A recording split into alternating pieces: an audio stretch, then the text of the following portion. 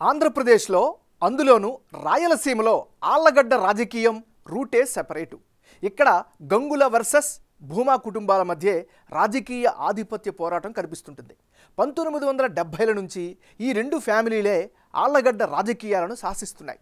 2014లో YCP అభ్యర్థిగా ఉన్న భూమా శోభా నాగిరెడ్డి ఎన్నికలు 2 వారాల్లో ఉన్నాయనగా చనిపోయారు. అప్పటికే ఎన్నికల ప్రక్రియ చివరి దశకు చేరుకోవడంతో పోల్స్ నిర్వహించారు. ఆ ఎన్నికల్లో శోభానాగిరెడ్డి గెలిచారు.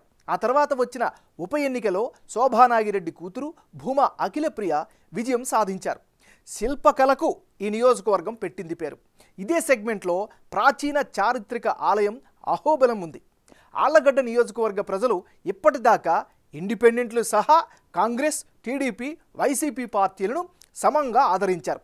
మరి ఇప్పుడు మారిన రాజకీయ సమీకరణాలతో ఆళ్లగడ్డలో ఓటర్ నాడి ఎలా ఉందో తెలుసుకునే ముందు 2019 అసెంబ్లీ ఫలితాలను ఓసారి పరిశీలిద్దాం.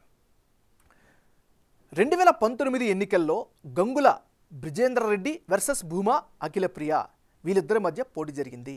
ఆ ఎన్నికల్లో వైసీపీకి ఏకంగా 57%, తెలుగుదేశానికి 38%, ఇతరులకు 5% ఓట్లు దక్కాయి. అంటే 2019 అసెంబ్లీ ఎన్నికల్లో ఆళ్లగడ్డలో వైసీపీ నుంచి గంగుల బ్రిజేంద్రరెడ్డి, టీడీపీ నుంచి భూమా అఖిలప్రియ పోటీ చేశారు. ఇందులో వైసీపీ నుంచి నిలబడ్డ బ్రిజేంద్రరెడ్డి ఏకంగా 57% ఓట్లు రాబట్టారు. టీడీపీ అభ్యర్థి అఖిలప్రియ 38% ఓట్లు తెచ్చుకున్నారు. 2014లో టీడీపీ టికెట్పై పోటీ చేసిన గంగుల ప్రభాకర్ రెడ్డి కొడుకే 2019లో వైసీపీ టికెట్పై పోటీ చేసి గెలిచిన బ్రిజేంద్రరెడ్డి గత ఎన్నికల్లో దాదాపు 20% ఓట్లతో సమీప ప్రత్యర్థిపై ఘన విజయం సాధించారు గంగుల బ్రిజేంద్ర. అఖిలప్రియ టీడీపీలోకి వెళ్లడం, అలాగే వైసీపీ రాష్ట్ర వ్యాప్త హవా బ్రిజేంద్రరెడ్డి విజయానికి కారణమైంది. మరి ఈసారి ఎన్నికల్లో ఆళ్లగడ్డ సెగ్మెంట్లో రాజకీయం ఎలా ఉండబోతుందో big TV exclusive detailed election సర్వేలో వెల్లడైన అభిప్రాయాలను ఇప్పుడు పరిశీలిద్దాం. ముందుగా అభ్యర్థుల వారీగా ఎవరి బలాలు బలహీనతలేంటో పరిశీలిద్దాం. ముందుగా గంగుల బ్రిజేంద్రరెడ్డి.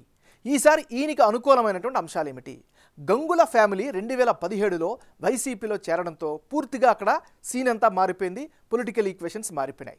మరోవైపు కుటుంబ బలగం నుంచి గట్టి మద్దతు అయితే ఈయనకి స్పష్టంగా కనిపిస్తోంది. మరోవైపు మంచి కమిట్మెంట్ ఉన్నటువంటి నాయకుడు అనే అభిప్రాయం జనంలో కనిపిస్తూ ఉంది.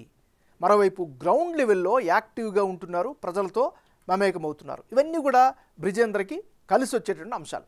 మరి గంగుల బ్రిజేంద్రరెడ్డికి మైనస్ అయ్యే అంశాలు ఏమిటి? ఆల్మోస్ట్ ఆళ్లగడ్డ నియోజకవర్గ రోడ్ల పరిస్థితి అధ్వానంగా తయారయ్యాయి. ఈ విషయంలో అన్ని వర్గాల వాళ్ళు కూడా నెగిటివ్గా ఉన్నారు. 3 మండలాల్లో తీవ్రమైనటువంటి నీటి ఎద్దడి కనిపిస్తుంది. నీటి కష్టాలు ఈసారి ఈయనకి కష్టమయ్యే అవకాశం ఉంది. ఇక ఆళ్లగడ్డలో ఉద్యోగ అవకాశాల కొరత స్పష్టంగా కొట్టొచ్చినట్లుగా కనిపిస్తోంది. మరోవైపు ఆళ్లగడ్డలో భూముల విలువ పూర్తి స్థాయిలో పడిపోవడం కూడా వ్యాపార వర్గాల్లో వీరిపైన నెగిటివిటీ కనిపిస్తోంది. ఇక విద్యార్థినులకు ప్రత్యేకంగా జూనియర్ కాలేజ్ లేకపోవడం కూడా గత ఎన్నికల్లో ప్రామిస్ కూడా చేశారు. అది లేకపోవడం కూడా సాగకపోవడం మైనస్గా కనిపిస్తోంది. ఇది దీనికి సంబంధించినటువంటి ప్లస్లు మైనస్లు. తెలుగుదేశం పార్టీకి చెందినటువంటి నాయకురాలు Bhuma Akhilapriya.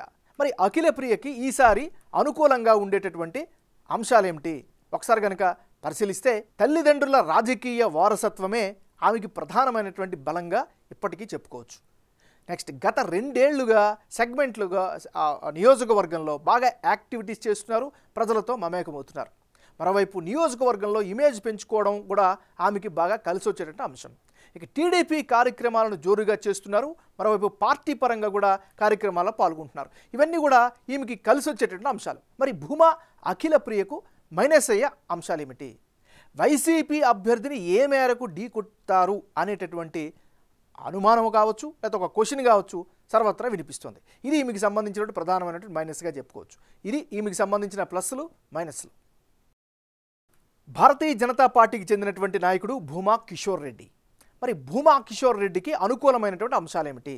Strong political background ఉండడమే ఈయనకి ప్రధానమైనటువంటి బలం. మరోవైపు ప్రజల్లో పాజిటివ్ ఇమేజ్ని అయితే పెంచుకోగలిగారు.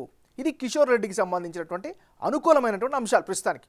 మరి ఈయనకి మైనస్ అయ్యేటువంటి అంశాలు ఏమిటి? తరచూ పార్టీలు మారుతూ ఉన్నారు, ఒక స్టెబిలిటీ లేదు అనేటటువంటి ఒక అభిప్రాయం అయితే నియోజకవర్గంలో ఈయన పట్ల కనిపిస్తోంది. ఇది ఈయనకి సంబంధించినటువంటి ప్లస్లు మైనస్లు.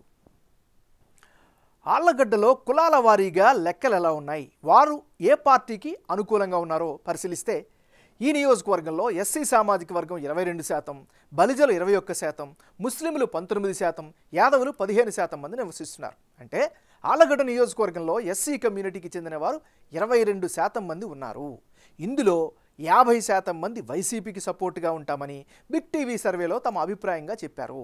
అలాగే 40% తెలుగుదేశం పార్టీకి, 10% ఇతరులకు మద్దతు ఇస్తామని చెబుతున్నారు.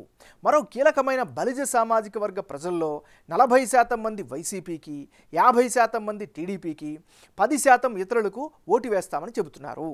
అలాగే ముస్లింలలో 60% మంది అధికార పార్టీకి, 30% తెలుగుదేశం పార్టీకి, 10% ఇతరులకు సపోర్టుగా ఉంటామని సర్వేలో తెలిపారు. యాదవుల విషయానికి వస్తే వైసీపీకి 40%, టీడీపీ జనసేన ఉమ్మడి అభ్యర్థికి 50%, ఇతరులకు 10% సపోర్ట్ ఇస్తామని చెబుతున్నారు. ఇక రానున్న ఎన్నికల్లో ఆళ్లగడ్డ నియోజకవర్గంలో ఫలితాలు ఏ విధంగా వచ్చే అవకాశం ఉందో ఇప్పుడు పరిశీలిద్దాం. గంగుల బ్రిజేందర్ రెడ్డి వర్సెస్ భూమా అఖిలప్రియ, వీళ్ళిద్దరి మధ్య పోటీ జరిగితే వైసీపీకి ఏకంగా 47% ఓట్లు దక్కే ఛాన్సెస్ కనిపిస్తున్నాయి. తెలుగుదేశం పార్టీకి కేవలం 39% ఓట్లు పోలయ్యే ఛాన్సెస్ ఉంటే ఇతరులకు 14% ఓట్లు వచ్చే ఛాన్సెస్ కనిపిస్తున్నాయి. అంటే ఇప్పటికిప్పుడు ఆళ్లగడ్డలో ఎన్నికలు జరిగితే గెలిచే అవకాశాలు వైసీపీ అభ్యర్థి అయిన గంగుల బ్రిజేందర్ రెడ్డికే ఉన్నాయి. ఆయనకి ఏకంగా 47% ఓట్లు వచ్చే అవకాశాలున్నాయి. టీడీపీ నుంచి ఒకవేళ భూమా అఖిలప్రియ బరిలో దిగితే 39% ఓట్లు సాధించే అవకాశం ఉందని బిగ్ టీవీ సర్వేలో వెల్లడైంది. ఇతరులు 14% ఓట్లు సాధించే ఛాన్సెస్ కనిపిస్తున్నాయి. గంగుల బ్రిజేందర్ రెడ్డి గత 5 ఏళ్ల కాలంలో ఆళ్లగడ్డలో చేపట్టిన అభివృద్ధి కార్యక్రమాలు ఆయన గెలుపు అవకాశాలు పెంచుతున్నట్లు బిగ్ టీవీ సర్వేలో వెల్లడైంది.